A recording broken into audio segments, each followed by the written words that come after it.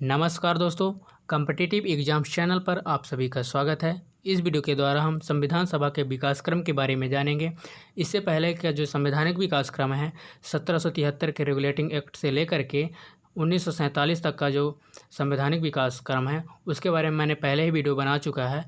अगर आपने नहीं देखा है तो कॉन्स्टिट्यूशन ऑफ इंडिया के नाम से एक प्लेलिस्ट है इस चैनल पर, आप वहां जा कर के देख सकते हैं। मैं कुछ वीडियो का लिंक जो है इस वीडियो के डिस्क्रिप्शन पर दे दूंगा, तो आप बाद में भी देख सकते हैं। तो उसके बाद का जो संवैधानिक विकासक्रम है उसके बारे में जानेंगे इस वीडियो पर। तो चलिए शुरुआत करते हैं। संविधान सभा का जो विकासक्रम है, मांग कब हुई और अपनाया कब गया संविधान को, इसके बारे में जानेंगे। तो बात करते हैं। संविधान सभा का जो विचार का प्रतिपादन है सर्वप्रथम इंग्लैंड में समानतावादियों और सर हेनरी फोर्ड ने किया था। किसने किया था? संविधान सभा के विचार का प्रतिपादन सर्वप्रथम इंग्लैंड में समानतावादियों और सर हेनरी मेन ने किया था, लेकिन इसको व्यवहारिक रूप में सर्वप्रथम अमेरिका और फ्रांस में अपनाया।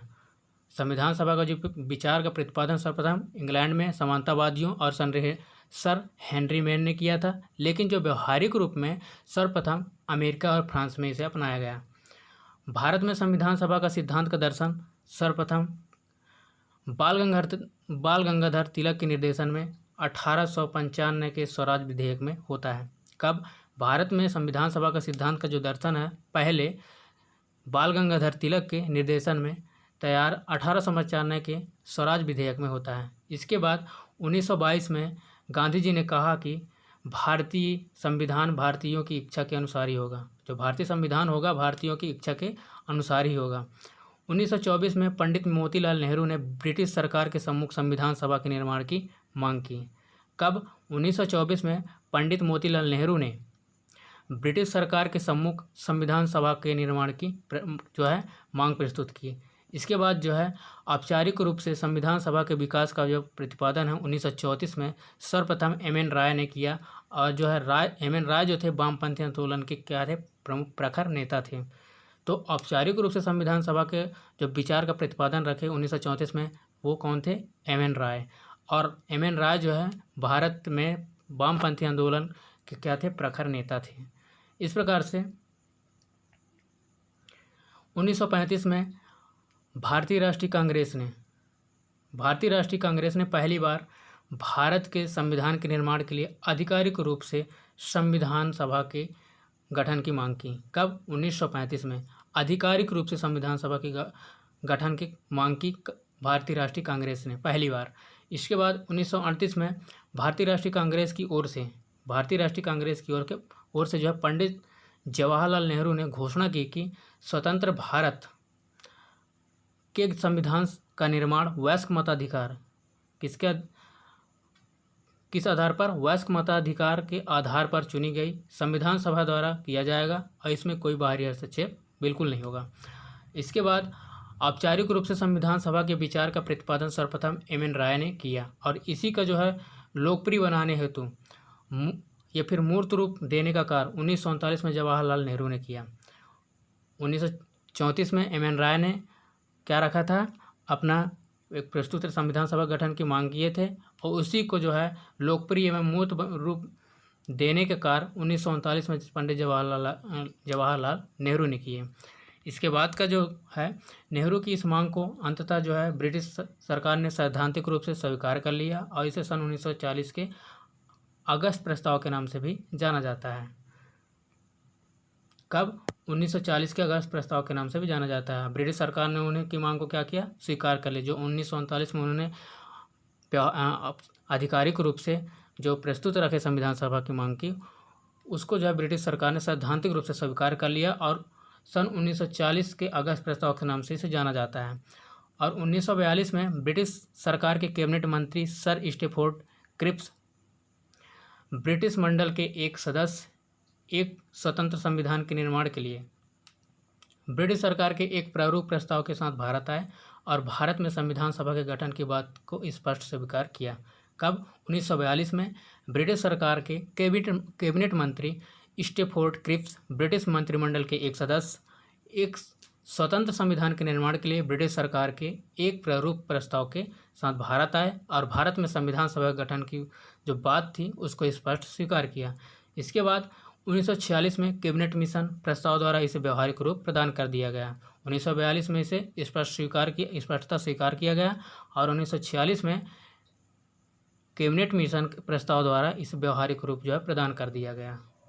इसके बाद संविधान सभा का जो गठन है,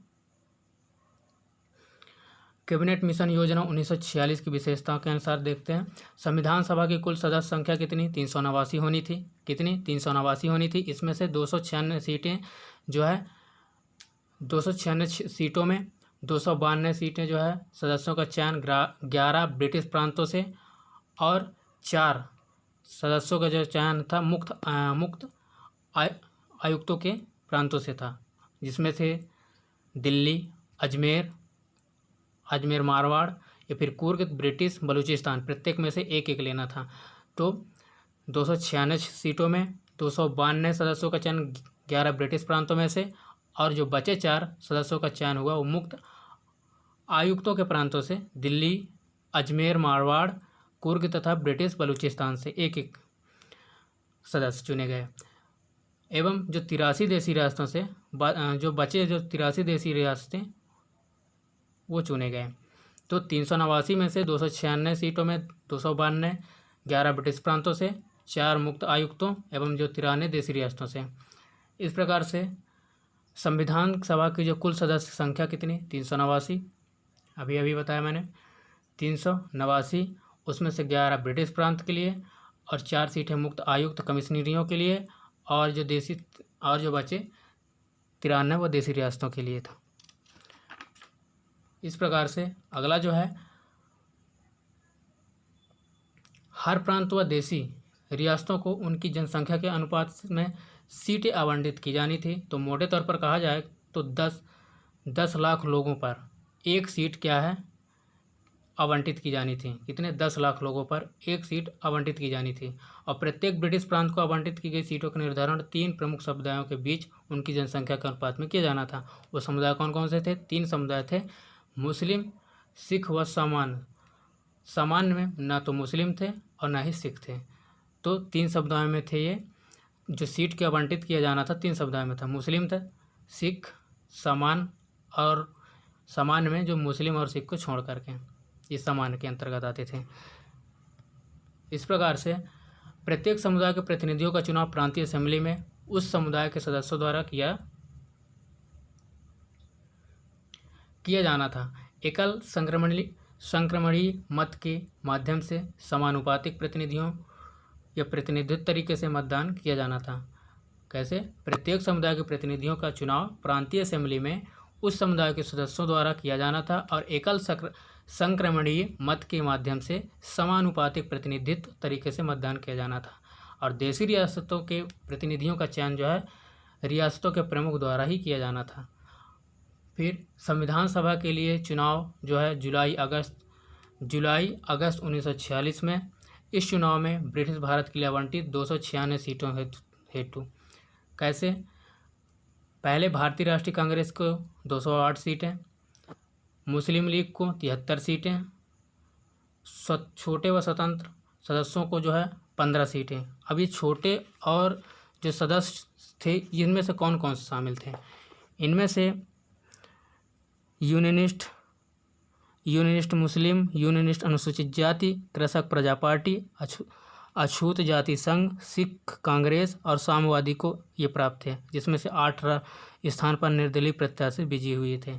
तो इस प्रकार से ये संविधान सभा के चुनाव जो है जुलाई अगस्त 1946 में हुआ था, उसके आधार पर जो 296 सीटों का जो आवंटित हुई, भारतीय राष्ट्रीय कांग्रेस को 208 सीटें हुई और मुस्लिम लीग को 73 सीटें, छोटे व स्वतंत्र सदस्यों को 15 सीटें मिली। तो देशी रियासतों को जो आवंटित की गई 93 सीटें ये भर नहीं पाई, क्योंकि यह उन्होंने खुद को संविधान सभा से क्या कर दिया, अलग रखने का निर्णय ले लिया। जो 93 सीटें थे वो भर नहीं पाई, वो खुद को जो है संविधान सभा से अलग रखने का जो है निर्णय ले लिए थे। इस प्रकार से जो प्रांतीय विधान परिषद को निम्न 3 वर्गों में बांटा गया है वो कौन कौन से हैं? जैसे सामान्य है और सिख है और मुस्लिम है। तो सामान्य में 213 सीटें, सिख में 4 सीटें और मुस्लिम में 79 सीट थे। तो प्रांतीय विधान परिषद को निम्न 3 वर्गों में बांटा गया, जिसमें सामान्य में 213 सीटें, सिख में 4 सीटें और मुस्लिम में 79 सीटें। तो संविधान सभा में 15 महिलाएं भी चुनी गई थी, जिनमें से हंसा मेहता, सरोजिनी नायडू, दुर्गाबाई देशमुख, बेगम एजाज रसूल, विजय लक्ष्मी पंडित, सुचेता कृपलानी, अमृता कौर और इनमें से और भी प्रमुख थीं। तो संविधान सभा में जो अनुसूचित जनजाति, ये जनजाति है, जनजाति के 33 सदस्य, अनुसूचित जनजाति के लिए कितने? 33 सदस्य और अनुसूचित जाति के लिए 26 सदस्य थे। तो संविधान सभा में अनुसूचित जनजाति के लिए 33 सदस्य और अनुसूचित जनजाति के लिए 26 सदस्य थे। इस प्रकार से तेज बहादुर सप्रभु, ये संप्रभु है, संप्रभु का जो है जयप्रकाश नारायण, 2 ऐसे व्यक्ति, तेज बहादुर सप्रभु का जयप्रकाश 2 ऐसे व्यक्ति थे जिन्होंने संविधान सभा को जो है सदस्यता से ठुकरा दी। 2 ऐसे व्यक्ति थे, तेज बहादुर सप्रभु व जयप्रकाश नारायण। ये यहाँ पे मिस्टेक है, तेज बहादुर सप्रभु होगा ये टोटल, फिर वह जयप्रकाश नारायण 2 ऐसे व्यक्ति थे जिन्होंने संविधान सभा की जो है सदस्यता को ठुकरा दिए थे। और हैदराबाद एक मात्र ऐसी रियासत थी जिसने संविधान सभा में भाग लेने से इनकार कर दिया था उस टाइम पे। और संविधान सभा गठित हुई तो किसी भी देसी रियासत ने अपनी सदस्य नहीं भेजे और देसी रियासतों के लिए जो आवंटित सीटें जो 93 सीटें थी देसी रियासतों के लिए, वो 93 सीटें खाली रह गई। और BR अम्बेडकर जी पहले पूर्व बंगाल में निर्वाचित हुए थे और विभाजन के बाद वो बम्बई के लिए चुने गए थे। और जो फ्रैंक एंथनी ने एंग्लो इंडियन तथा PH मोदी ने पारसी समुदाय का प्रतिनिधित्व किया। पुनः यहाँ पे रिपीट कर दे रहा, जिसमें 93 सीटें थी ये देसी रियासतों के लिए, वो 93 के 93 पूरे खाली थे। और BR अम्बेडकर जी पहले पूर्वी बंगाल में निर्वाचित हुए थे और विभाजन के बाद वो बम्बई में चुने गए। फ्रैंक एंथनी ने एंग्लो इंडियन तथा PH मोदी ने पारसी समुदाय का जो प्रतिनिधित्व किया था उस टाइम। इस प्रकार से 9 दिसंबर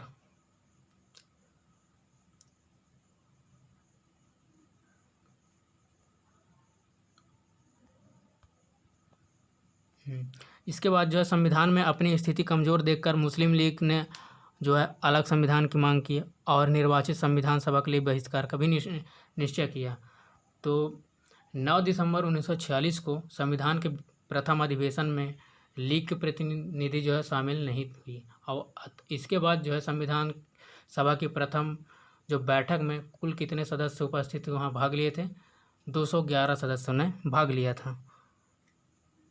इस प्रकार से संविधान सभा का जो गठन है उसके बारे में देख लेते हैं, कार्य प्रणाली कैसी रही। तो संविधान सभा की जो पहली बैठक थी वो 1946 का जो है 1946 में 9 दिसंबर 1946 को नई दिल्ली स्थित इसे काउंसिल चैम्बर पर, ये काउंसिल लिखा था, काउंसिल चैम्बर के पुस्तकालय भवन में हुई। कहाँ? संविधान सभा की जो पहली बैठक हुई 9 दिसंबर 1946 को नई दिल्ली के स्थित काउंसिल चैम्बर, ये काउंसिल चैम्बर यहाँ पे COUNCIL काउंसिल चैम्बर के पुस्तकालय भवन में हुई। मुस्लिम लीग ने बैठक का बहिष्कार किया और अलग पाकिस्तान की मांग पर बल दिया, इसलिए बैठक में केवल कितने सदस्य 211 सदस्यों ने ही हिस्सा लिया। इसके पहले मैंने बताया कि 9 दिसंबर जो 1946 को संविधान सभा की जब प्रथम बैठक हुई उसमें मुस्लिम लीग ने बैठक को जो बहिष्कार किया और अलग से जो है पाकिस्तान की मांग का पर बल दिए और इस बैठक पर टोटल 211 सदस्यों ने हिस्सा लिया। फ्रांस की तरह इस सभा के सबसे वरिष्ठ सदस्य जो थे डॉक्टर सच्चिदानंद सिन्हा को यहाँ का अस्थायी अध्यक्ष चुना गया। और इसके बाद जो है बाद में 11 दिसंबर 1946 को यहाँ पे 1946 को डॉक्टर राजेंद्र प्रसाद को जो है संविधान सभा का जो है स्थायी अध्यक्ष निर्वाचित हुए। उसी प्रकार से doctor HC Mukherjee, BT Krishnamachari और सभा के 2 उपाध्यक्ष यहाँ पर बने। कौन कौन? Doctor SC. मुखर्जी एवं बी.टी. कृष्णामाचारी ये सभा के क्या उपाध्यक्ष निर्वाचित हुए, 2 उपाध्यक्ष।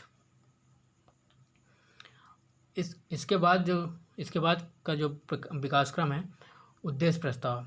तो संविधान सभा की कार्यवाही जवाहरलाल नेहरू द्वारा 13 दिसंबर 1946 को प्रस्तुत उद्देश्य प्रस्ताव के साथ प्रारंभ हुई और इसमें जो संवैधानिक संरचना के ढांचे जो है बस दर्शन की झलक थी और उद्देश्य प्रस्ताव को 22 जनवरी 1947 को स्वीकृति मिल गई।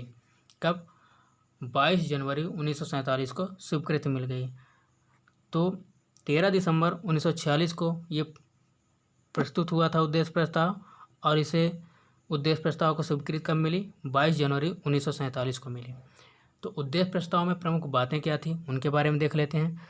तो उद्देश्य प्रस्ताव की प्रमुख बातें ये थी कि इस प्रस्ताव में कहा गया था कि भारत एक पूर्णतः स्वतंत्र एवं संपूर्ण प्रभुत्व संपन्न गणराज्य होगा, वह अपने संविधान का स्वयं निर्माण करेगा। ये उद्देश्य प्रस्ताव 13 दिसंबर 1946 का जो मुख्य बातें थी उसमें थी कि इस प्रस्ताव में कहा गया कि भारत एक पूर्णतया स्वतंत्र एवं संपूर्ण प्रभुत्व संपन्न गणराज्य होगा, वह अपने संविधान का निर्माण स्वयं करेगा।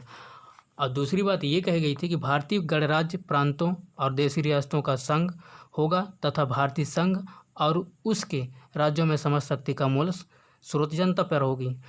और तीसरी बात ये कही गई थी कि सभी नागरिकों को सामाजिक, आर्थिक, राजनीतिक, न्याय, स्वतंत्रता और समानता की जो गारंटी है तथा अब अल्पसंख्यकों एवं पिछड़ों के लिए विशेष रक्षा के उपायों का संकल्प भी व्यक्त किया गया है। तो इस प्रकार से ये उद्देश्य प्रस्ताव पर इतनी बात कही गई थी। तो उद्देश्य प्रस्ताव को 22 जनवरी 1946 को स्वीकृति मिली, ये मैंने पहले ही कहा। और इसके बाद जो संविधान सभा में विभिन्न जो प्रकार के जो कुल 23 समितियाँ थीं, जिनमें से 8 बृहद समितियाँ और 15 उप समितियों का भी गठन किया गया। तो उद्देश्य प्रस्ताव के जो स्वीकृति के बाद संविधान सभा ने संविधान निर्माण हेतु अनेक समितियों का गठन किया और संविधान सभा द्वारा गठित समितियों 2 वर्गों में विभाजित किया गया। तो वो समिति कौन कौन से थे?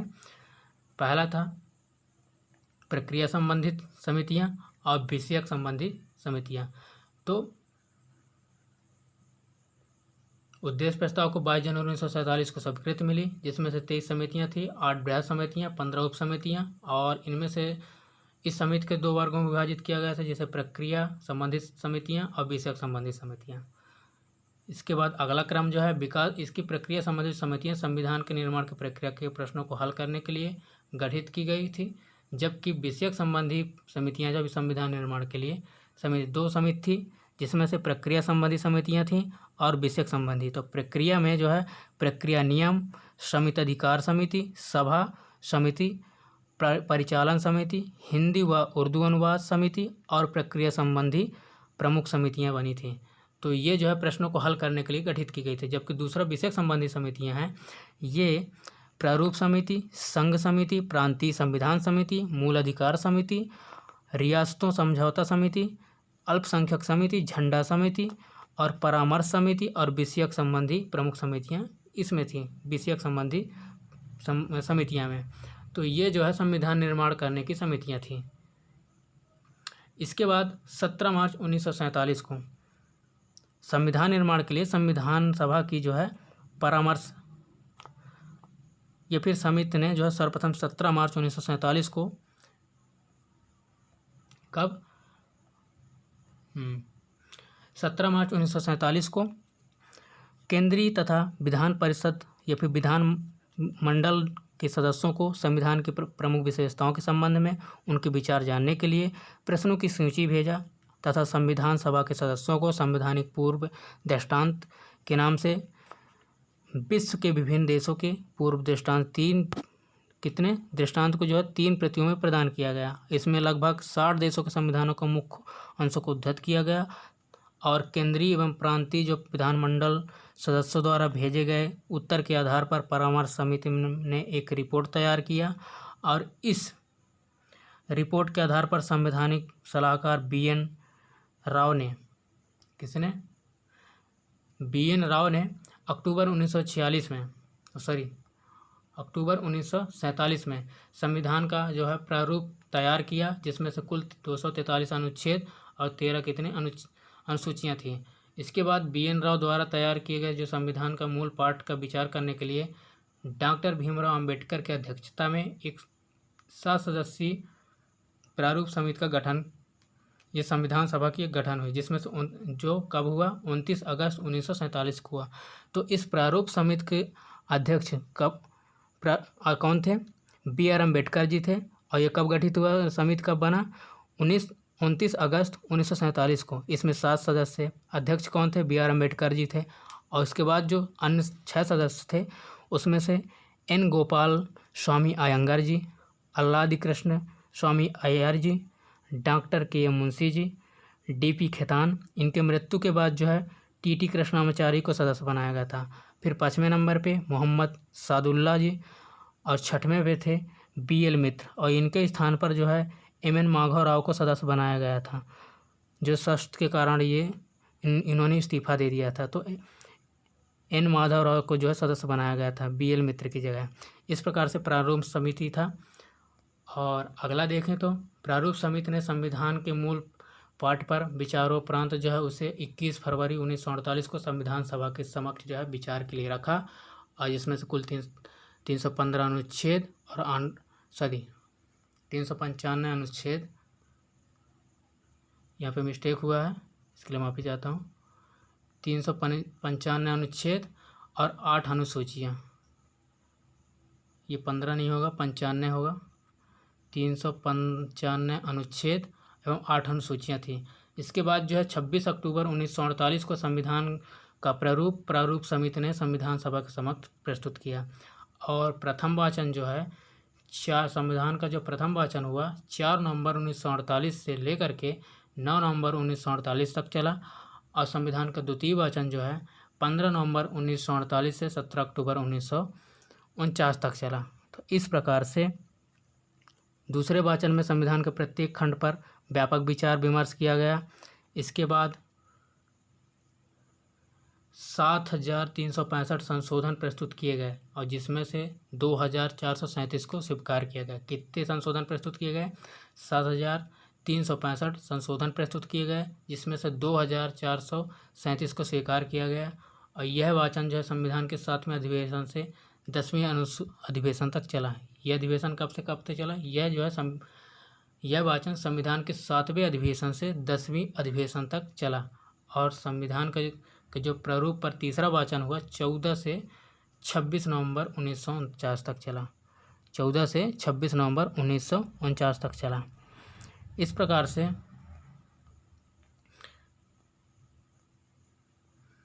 डॉक्टर भीमराव अंबेडकर ने संविधान सभा द्वारा निर्मित संविधान को पारित करने का प्रस्ताव रखा, और 26 जनवरी 1949 को यह प्रस्ताव पारित हुआ। कब? 26 जनवरी 1949 को यह प्रस्ताव पारित हुआ, और इसी दिन संविधान सभा द्वारा भारतीय संविधान को क्या किया? अंगीकृत किया गया। तो अपने संविधान को कब अंगीकृत किया गया? 26 जनवरी 1949 को अंगीकृत किया गया। 26 नवंबर 1949 को अंगीकृत किया गया, और 26 नवंबर को संविधान दिवस भी मनाया जाता है।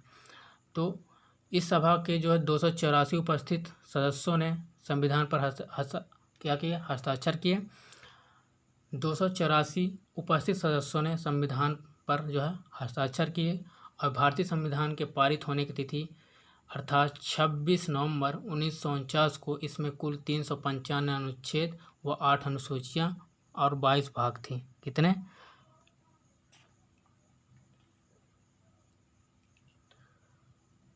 भारतीय संविधान के पारित होने की तिथि से 26 नवंबर 1949 को इसमें कुल 395 अनुच्छेद व 8 अनुसूचियाँ 22 भाग थे। और इस प्रकार से संविधान का जो शेष भाग 26 जनवरी 1950 को प्रवर्तित लागू हुआ। तो इसके बाद का जो शेष भाग था 26 जनवरी 1950 को प्रवर्तित लागू हुआ। इसके पहले मैंने यहाँ पे कुछ बताया था, ये 315 ही होगा, 395 नहीं है, 315 ही होगा। यहाँ पे ये 315 ही होगा, 395 नहीं है। तो अगला देखते हैं इसमें संविधान का जो शेष भाग है 26 जनवरी 1950 को पूर्ण रूप से लागू हुआ और 26 नवंबर 1949 जो है 26 नवंबर 1949 को भारतीय संविधान को जो अंगीकृत करने तथा 26 जनवरी 1950 को लागू करने की तिथि है। क्या है? 26 जनवरी जो 1950 है ये क्या है? लागू करने की तिथि है। और 26 नवंबर 1949 जो भारतीय संविधान को अंगीकृत करने की तिथि है। इसमें दो सवाल बन सकते हैं कि अपने संविधान को अंगीकृत कब किया गया? तो 26 नवंबर 1949 को अंगीकृत किया गया। और पूर्ण रूप से लागू कब किया गया? तो 26 जनवरी 1950 को जो है पूर्ण रूप से लागू हुआ। तो इसमें सवाल बन सकते हैं कि अपने जो मूल संविधान है मूल संविधान में कितने अनुच्छेद थे? तो 395 अनुच्छेद थे। तो 22 भाग थे, 8 अनुसूचियाँ थीं। और कब अपनाया गया? अंगीकृत कब किया गया? 26 नवंबर 1949 को अपने संविधान को अपनाया गया। दूसरा सवाल ये भी बन सकता है कि इसमें संविधान सभा के कितने सदस्यों ने हस्ताक्षर किए थे? 284 सदस्यों ने हस्ताक्षर किए थे। इसके बाद का जो भी आगे का कुछ फैक्ट है वो भी जान लेते हैं। तो संविधान सभा की अंतिम बैठक जो हुई 26 जनवरी 1950 को हुई और इसी दिन संविधान सभा के सदस्यों ने संविधान पर अंतिम रूप से हस्ताक्षर भी किए। डॉक्टर राजेंद्र प्रसाद को जो है प्रथम राष्ट्रपति के रूप में चुना गया और संविधान सभा भंग कर उसे अंतरिम संसद में परिवर्तन कर दिया गया। भारत के संविधान को पूरी तरह से 26 जनवरी 1950 को लागू किया गया। इसके बारे में मैंने पहले ही आपको बताया। और 1929 में जो भारतीय राष्ट्रीय कांग्रेस के लाहौर अधिवेशन में पारित हुए संकल्प के आधार पर 1930 में 26 जनवरी को ही कांग्रेस द्वारा पूर्ण स्वराज दिवस मनाया गया। कब? 26 जनवरी को ही कांग्रेस द्वारा पूर्ण स्वराज दिवस मनाया गया 1930 में। इसके बाद भारतीय संविधान के निर्माण में जो है कुल कितना टाइम लगा? तो 2 वर्ष 11 माह 18 दिन लगा। संविधान सभा के जो है प्रारूप पर 114 दिन तक बहस हुई। समय कितना लगा? 2 वर्ष 11 माह 18 दिन लगा। और संविधान सभा के जो प्रारूप में कुल 114 दिन बहस हुई। संविधान निर्माताओं ने लगभग 60 देशों के संविधान को जो है अवलोकन किया और संविधान सभा की जो कार्यवाही में लगभग 53,000 व्यक्तियों ने देखा। तो संविधान सभा की जो कार्यवाही हुई इसमें लगभग 53,000 व्यक्तियों ने देखा और संविधान सभा के गठन और संविधान बनाने के कार्य में लगभग 64 लाख रुपये खर्च हुए। तो अपने संविधान को बनाने में कितना रुपया खर्च हुआ? 64 लाख रुपया खर्च हुआ। और 24 जनवरी 1950 को संविधान सभा की अंतिम बैठक हुई। इसके बारे में मैंने पहले बताया, रिपीट हो रहा है। और 26 जनवरी 1980 के बाद संविधान का कार्य जो है समाप्त हो गया और न्यायिक निर्वाचन और संवैधानिक संशोधन के द्वारा इसके निर्माण की जो है प्रक्रिया अभी भी जारी है। इसके बाद कुछ और फैक्ट हैं उनके बारे में देख लेते हैं। तो संविधान सभा द्वारा किए गए अन्य कार्य भी हैं, जैसे इनमें से मई 1949 में राष्ट्रमंडल में भारत की सदस्यता का सत्यापन किया। 22 जुलाई 1947 को राष्ट्रीय ध्वज को अपनाया गया, जिसको किसने बनाया था? पिंगली वेंकैया जी ने बनाया था। और 24 जनवरी 1950 को राष्ट्रीय गान जन गण को अपनाया गया। इनके लेखक कौन है? रविंद्रनाथ टैगोर जी हैं।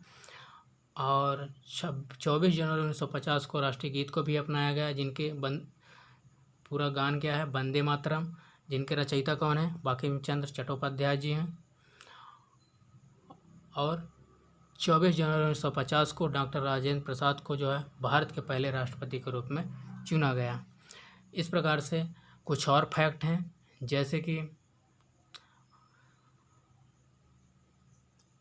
राष्ट्रगान के बारे में, नेशनल एंथम के बारे में बात करें तो इनके रचयिता कौन है? रविंद्रनाथ टैगोर जी हैं। और 1911 में जो है पहली बार गाया गया था। कब? कोलकाता अधिवेशन में गाया गया था। दिसंबर जो है कलकत्ता अधिवेशन में गाया गया था। और 1912 में जो है 1912 में तत्वबोधिनी में छापा गया भारत भाग्य विधाता के नाम से। इसके बाद 1913 में नोबेल प्राइज़ मिला किनको? रविंद्रनाथ टैगोर जी को, राष्ट्रगान पर ही। इसके बाद 1919 में जो है the morning song of India के नाम से ये प्रकाशित हुआ। तो इस प्रकार से राष्ट्रगान को गाने में कितना टाइम लगता है? राष्ट्रगान को गाने में कितना टाइम लगता है? ये मैं ज़्यादा से ज़्यादा ये 52 सेकेंड। और जो इसका लघु रूप है वो कितना है? 20 सेकेंड। वास करके पुनः कर रहा, 52 सेकेंड और 20 सेकेंड जो है लघु रूप है। ये धुन में बजाई जाती है। सवाल बन सकता है कि राष्ट्रगान को गाने में कितना टाइम लगता है? 52 सेकेंड लगता है। और लघु रूप में कितना टाइम लगता है? तो 20 सेकेंड लगता है। और इसे पहली बार कब गाया गया था? 1911 में दिसंबर कलकत्ता अधिवेशन में गाया गया था। और छापा कब गया? तत्वबोधिनी में छापा गया भारत भाग्य विधाता के नाम से 1912 में। इस पर जो है रविंद्रनाथ टैगोर जी को 1913 में नोबेल प्राइज़ मिला। और 1919 में the morning song of India के नाम से प्रकाशित हुआ। इसके बाद जो है दूसरी बात आती है राष्ट्रीय गीत की। नेशनल सॉन्ग जो है हमारा क्या है? वंदे मातरम। इनके रचयिता कौन है? बंकिम चंद्र चट्टोपाध्याय या चटर्जी जी। पहले किस भाषा में था? संस्कृत में था। और लिखा कब गया था? 1874 से 1876 के बीच इसको लिखा गया था राष्ट्रीय गीत को। आनंद मठ उपन्यास से इसको लिया गया है। सन्यासी विद्रोह में इसका वर्णन भी है। वंदे मातरम इसको गाने में कितना टाइम लगता है? 65 सेकेंड। कितना? 65 सेकेंड लगता है। और गाया कब गया? ये भी कोलकाता में ही गाया गया था 1886 में। कब? 1896 में। 1896 में गाया गया, कोलकाता पे गाया गया था। 65 सेकेंड लगते हैं। और अगर वैसे बात करें तो 1 मिनट 5 सेकेंड। 1 मिनट 5 सेकेंड लगते हैं। 65 सेकेंड। और अगर वैसे बात करें तो 1 मिनट 5 सेकेंड। ये आइडियल टाइम है 65 सेकेंड। कुछ और फैक्ट के बारे में जान लेते हैं। जैसे अपने तिरंगा का रंग कितने प्रकार का है? 3 रंग से है।